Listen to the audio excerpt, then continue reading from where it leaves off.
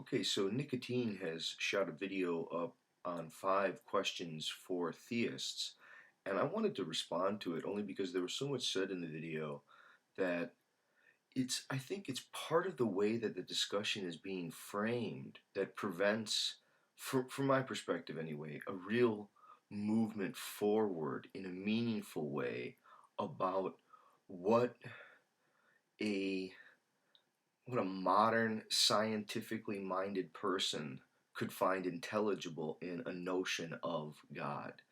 Okay, and please, people, see Nicotine's video first. It's just a short 5-minute video, and I'll see if I can quickly respond to those videos or those questions that he has.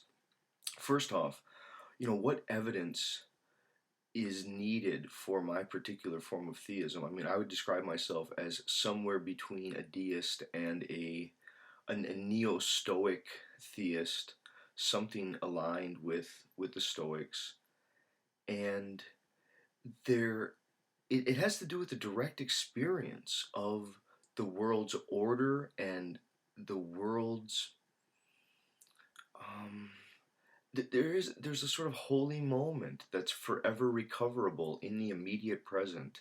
There's a felt connection, and it's not with a guy. There's no creator, nothing like that. No miracles, no fantasies, no. I mean, part of it has to do with. I mean, try to think about it this way just for a moment.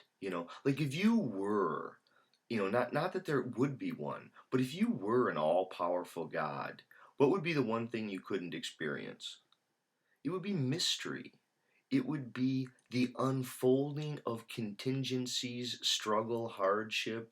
If you just try to think about it sort of that way, there's this wonderful passage in the Golden Sayings of Epictetus where it's sort of like Epictetus has God say to Epictetus. He says, "Look, Epictetus, if I could have made things as they would have been, you would have been completely free and unimpeded, and you've never known harm or hardship.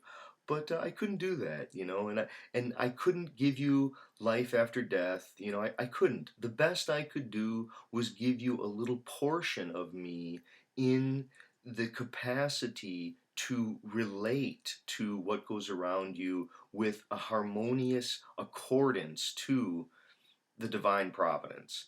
And I think this notion that there's a sort of principle or a harmony that we can feel and experience resonating throughout the cosmos, it's more too like a negative theology.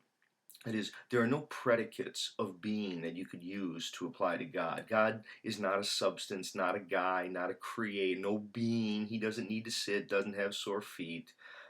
Nothing like this. It's more of an ongoing, it's like you experience the world's harmony and order, and your own consciousness is an attunement with that, which the only conclusion is life itself is meaningful.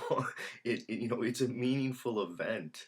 The I think the problem, from my perspective, is that too many people have ridiculously overdrawn expectations. They've had too high hopes, and now they're disappointed that their high hopes were squashed because they had these expectations of ultimate justice, or again life after death, or divine intervention or miracles. No, no, no, no, no, nothing like that. Okay, going back to questions of God morality, I think there is no creator separate from the created. There is no morality for God. God would be completely beyond morality. If anything, I would say there is a grand, mysterious gift character by which the universe haunts itself as another and makes itself available to the gift character, or it can cover over that gift character.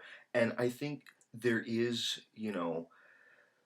a very deep, deep recognition of guilt for those who don't reciprocate the gift, for those who don't participate in rituals of worldly rejuvenation, who don't give back to the cosmos.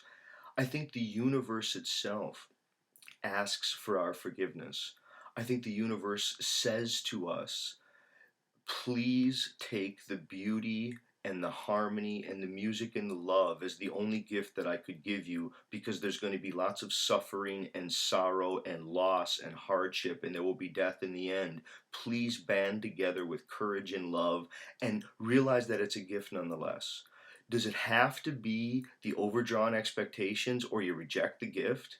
I mean, think of how arrogant and how sad that is. It's so tragic that people, once they debunked the pre Copernican and the sort of mythological theologies that reigned for thousands of years, they were left disappointed because the fantasy wasn't true. Yeah, well, who cares about the fantasy?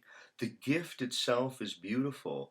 I think part of the problem is, can you forgive the cosmos? Can you genuinely say, I forgive being the cosmos becoming self aware of its own horrors? I forgive in open gratitude and in loving acceptance of all of the hardship. I joyfully participate in the sorrows of it, and I try to bring beauty and love and harmony despite all the hardships that I can't control.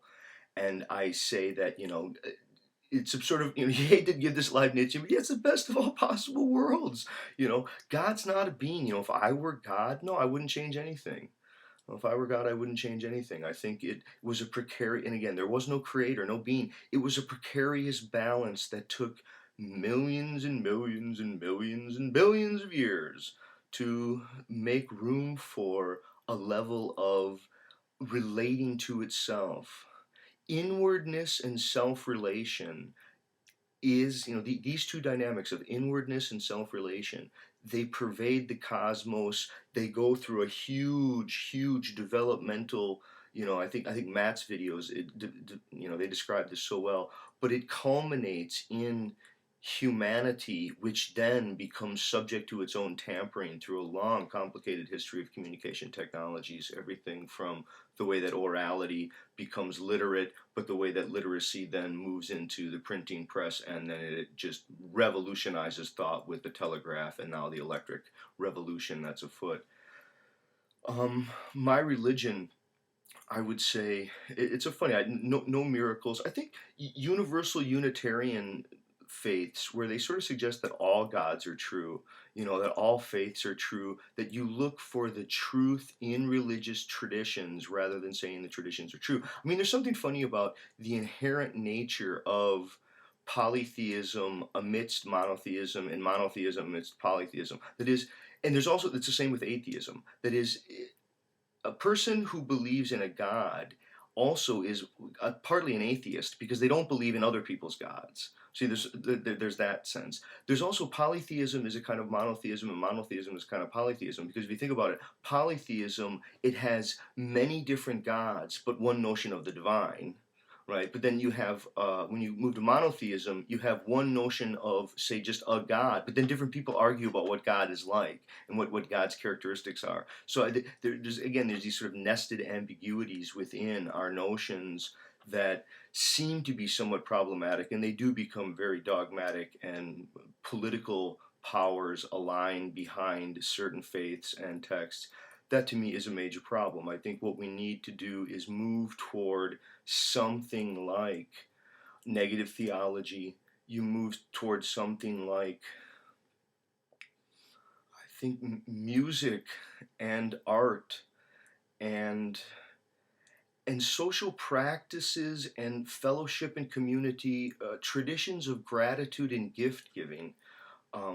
These are the real critical institutions.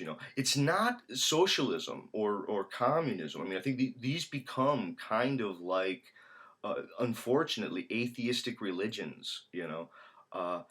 I think this question, if okay, the last question that Nicotine has is, if it's not true, if my God is not true, if I'm wrong, would I want to know? Well, yeah, I guess I would. Part of me doesn't really know. It's sort of what I would mean by being wrong. I mean, I guess part of me thinks, look, just the way I would ask the question, think of everything that you know, and then think of all the stuff that you don't know that's sort of just like the world out there. So there's you in your life, and there's you knowing all the things that you know, and then there's this huge world that's out there that has all this stuff that you don't know, that was there before your birth, that's going on. See, I think we can do that, But when we do that, we're doing that in our own heads. We're drawing a line that you really can't draw. Now, you can draw it in your imagination, but the truth is, you've never known anything other than this life. Death is a hoax that's played upon the living. There is no afterlife, but this life right now, it is eternal. Thanks.